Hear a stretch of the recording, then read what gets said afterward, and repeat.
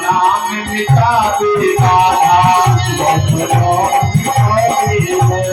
राधा नाम मिटावे वाला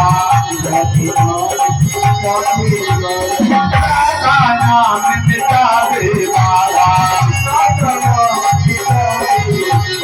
सोच रहे थे बड़ी सीधा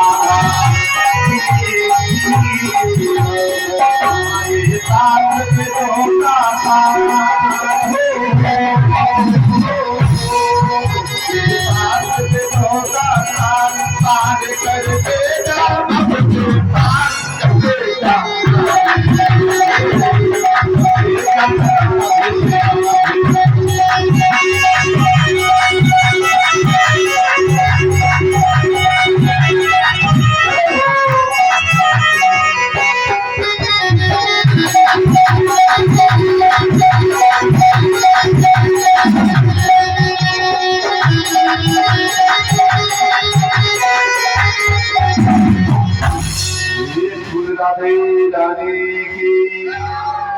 फिर सोई गई कहाँ तक जगाए हम तो हनुमान कराए प्रेम पूरे जगतजननी मां भवानी मैया की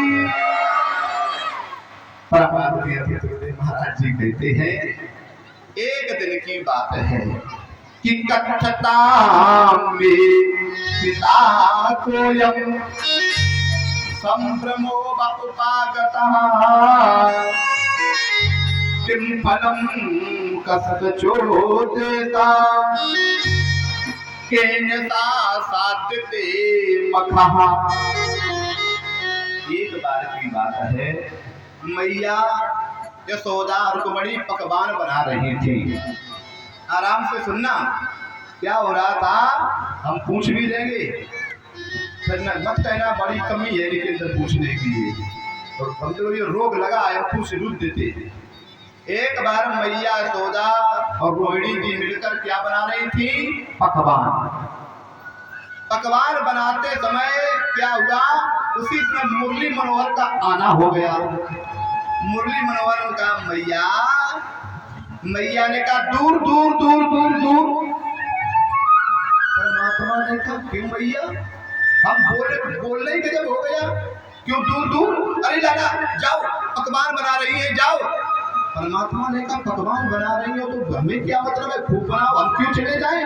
अरे लाला तुम यहाँ आके सर पे खड़े हो गए अगर तुम यहाँ खड़े रहे तो कढ़ाई सारो तेल पी जाएगी। अच्छा विचार करो कि हम आप वहां कर खड़े हो जाओ कचौड़ी फेंकने लगे या वो होली को बनते हैं गोल गोल क्या हमसे कहते हैं ऐसे हाँ बे ऐसे हाँ बे ऐसे। अगर ये बनाती हो मजा है कोई भटक जाओ घर में।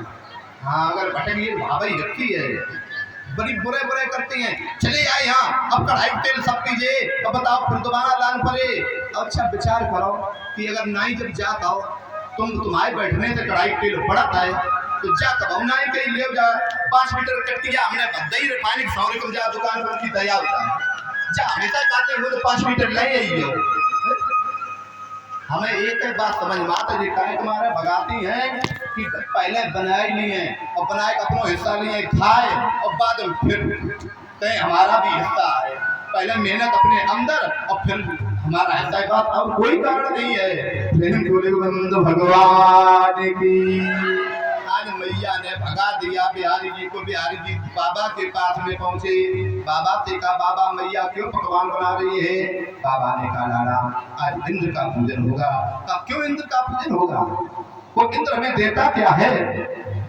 बाबा ने कहा परजन्यो भगवान इंद्रो मेगा तस्मात् मूर्तया देव वर्षं भूतात्मा प्रेरणाम जीवन पया। इंद्र जब वर्षा करता है वो ब्रज में आता है जल उस ब्रज के जल से हरी हरी घास होती है। हरी हरी घास को गाय चलती हैं और बदले में उस घास के गाय दूध देती है। पया माने दूध वो हम भी पीते हैं आप भी पीते हो और दूध की बिक्री भी होती है इससे गृहस्थी का कार्य चलता है। परमात्मा ने कहा बस बाबा इसीलिए इतना बड़ा स्वाद अच्छा है। आज इंद्र का पूजन नहीं होगा तब फिर किसका पूजन होगा? जहां पर घास होती है, हरी जो गाय चलती है, वहां पर किसका? गिरिराज का पूजन होगा।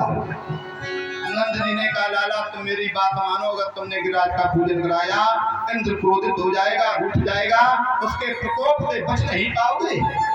भगवान मुरली मनोहर का, बाबा क्या कह रहे हो कि इंद्र हमें दुख देगा? कभी नहीं, ऐसा हो ही नहीं सकता है। तब क्यों नहीं हो सकता है लाला? तो हमारे प्रभु कहने लगे, कर्मणे जायते जन्तु, जीव का जन्म अपने कर्म के आधार पर होता है।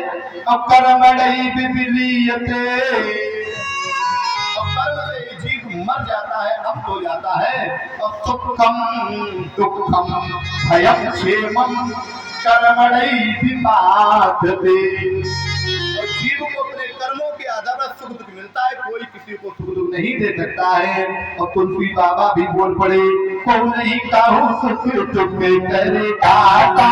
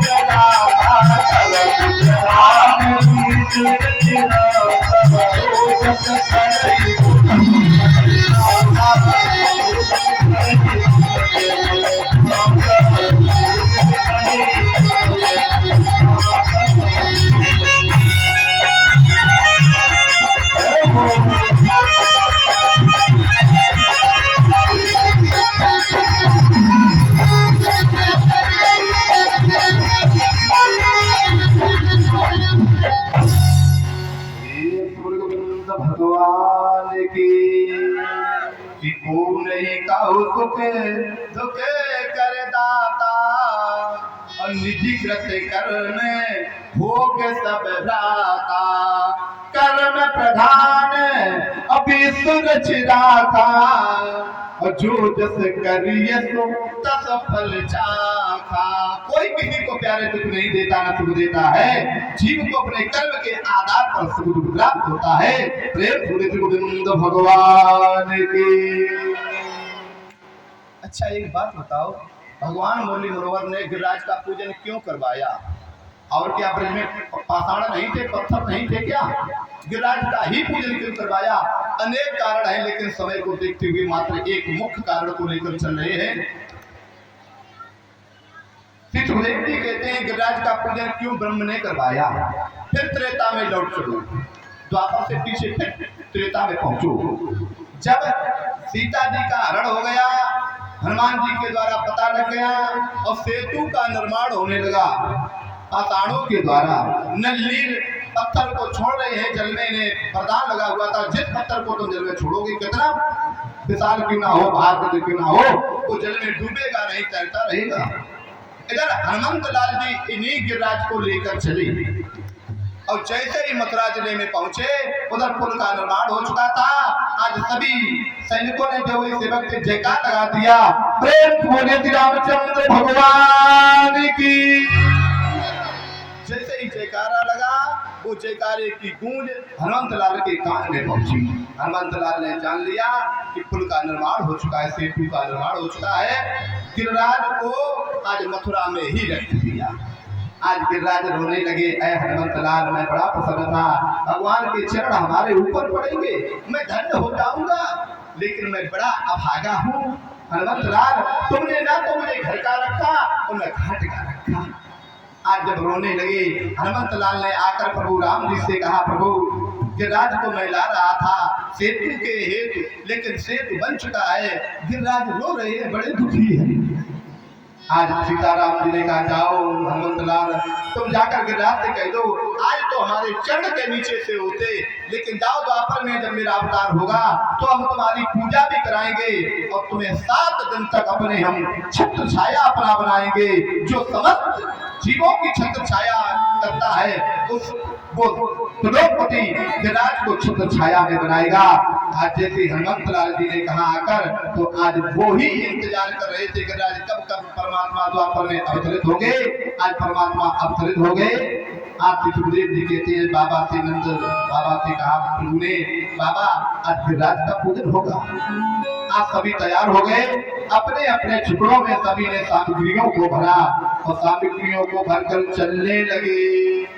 और जो ही यशोदा मैया भी चली तो यशोदा मैया गाने लगी, क्या कहने लगी कि मैं तो गोवर्धन को जाऊं मेरे वीर आई माते मेरू बनवा को